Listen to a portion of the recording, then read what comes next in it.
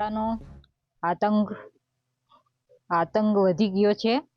તેમાં 7 વર્ષનો છોકરો પહેલા ધોરણમાં ભણતો એને દીપડાએ તો એને હોસ્પિટલમાં એડમિટ કરવામાં આવ્યો છે।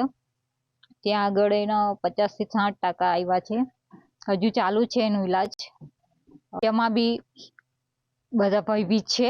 ખેતરે જવાના હોય તો પાણી પીવડાવવા એવું કામ કરવા તો અમને ડર લાગે છે આજુબાજુથી ક્યારે હુમલો કરશે દીપડો। હાલે તો અમારે ગામને અંદર અમે ટીમ બનાવીને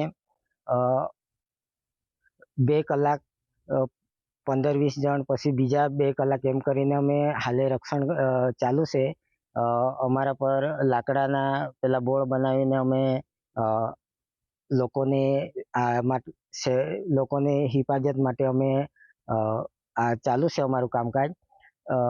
ટીમ બનાવીને બધા જુવાનિયા લોકો છે, વડીલો છે, એ લોકો રાત્રે ઉજાગરા કરીને આ કરતા છે। તો મારે એક વસ્તુ કહેવાની છે કે બને ત્યાં સુધી દીપડાઓ પિંજરે પુરાય તો। વાંસદા તાલુકામાં અત્યારે વન્ય પ્રાણીના બચાવ કામગીરીને લગત ટોટલ વાંસદા તાલુકામાં અત્યારે 18 જેટલા પાંજરાઓ ગોઠવવામાં આવેલ છે અને છેલ્લા 3 માસમાં વન્ય પ્રાણી દ્વારા માનવ ઈજાના 5 જેટલાઓ કિસ્સા નોંધાયેલ છે।